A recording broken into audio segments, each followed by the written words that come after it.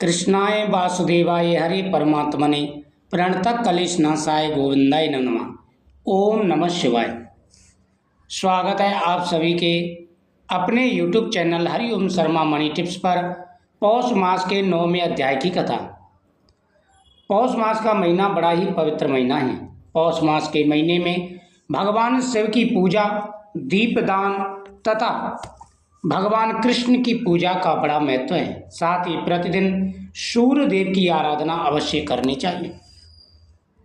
पौराणिक कथाओं में वर्णित है कि पौष मास के पवित्र दिनों में अगर छोटा सा भी उपाय किया जाए तो बड़ा लाभ मिलता है तथा प्रतिदिन कथाओं का श्रवण किया जाए तो जीवन में कभी भी कष्ट नहीं आता।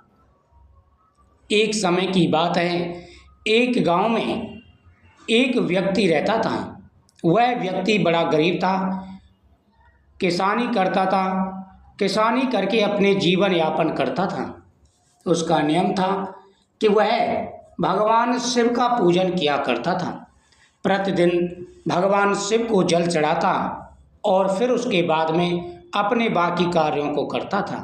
ये उसका नियम था। काफ़ी समय से वह भगवान शिव की पूजा करता रहा। एक बार भगवान भोलेनाथ ने मन में विचार किया, आज अपने भक्त की परीक्षा की जाए, क्योंकि परीक्षा पे खरा उतरेगा तभी तो भक्त कहलाएगा। उस किसान का नियम था, उसके खेत के पास ही एक शिव मंदिर था। वह पहले शिव जी के ऊपर पुष्प चढ़ाता था तथा भगवान शिव को जल चढ़ाता था और उसके बाद में वह अपने कार्यों को करता था। ओम नमः शिवाय मंत्र का जाप किया करता था। एक बार वह भगवान शिव को जल चढ़ाने जा रहा था। हाथ में एक लोटा जल था, क्योंकि दूर दूर तक वहाँ पर जल नहीं था। वह अपने घर से एक लोटा जल लाता था और उसे ही भगवान शिव को चढ़ाता था। वह मंदिर के पास जाता है और देखता है कि मंदिर के पास ही एक बूढ़ा व्यक्ति काफ़ी परेशान है और प्यास के मारे करा रहा है। कहता है, बेटा मुझे पानी पिलाओ, मुझे बड़ी प्यास लगी है। अगर पानी नहीं पिलाया तो मेरे प्राण निकल जाएंगे। किसान के हाथ में जल का लोटा था, जो कि भगवान शिव को चढ़ाने आया था। उसने भगवान शिव की तरफ देखा, फिर उस किसान ने उस बुजुर्ग की तरफ देखा। उस किसान के मन में दया आई। उसने भगवान से प्रार्थना की, हे प्रभु आप मुझे क्षमा करना, आज मैं अपना नियम तोड़ता हूँ।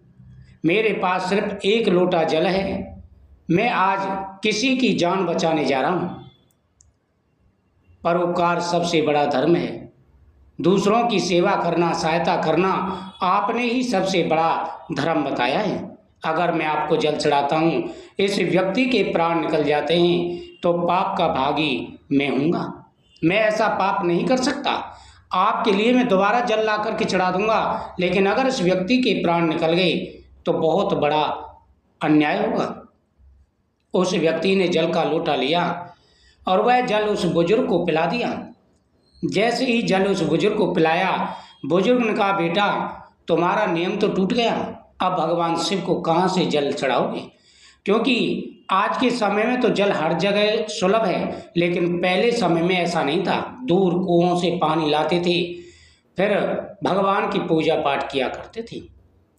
उसने कहा कि कोई बात नहीं महोदय, मैंने आपके प्राण बचा लिए, भगवान शिव ने मेरी पूजा स्वीकार कर ली। अगर मेरा कर्म सच्चा है, मैंने पुण्य का काम किया है, मैंने सच्ची सेवा की है, तो भगवान स्वीकार करेंगे। उसी समय वह बुजुर्ग भगवान शिव के रूप में परिवर्तित हो गया। कहा कि किसान, मैं तुम्हारी भक्ति से प्रसन्न हूँ, मैं यही देखना चाहता था। सच्ची सेवा परोपकारी है। तुमने सच्ची सेवा की है, तुमने एक प्राणी का जीवन बचाया है और सबसे बड़ा धर्म होता है ये।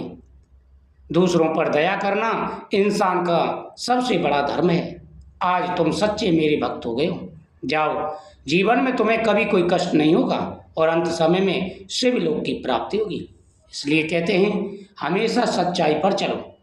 दूसरों की सहायता करो। जीवन में कभी झूठ का सहारा मत लो, किसी को दुख मत दो। अगर सच्चाई पर चलोगे कष्ट जरूर आएंगे, लेकिन जीवन सार्थक हो जाएगा। जीवन में कभी कोई कष्ट नहीं आएगा। भगवान हमेशा तुम्हारी सहायता करेंगे। ओम नमः शिवाय। हर हर महादेव।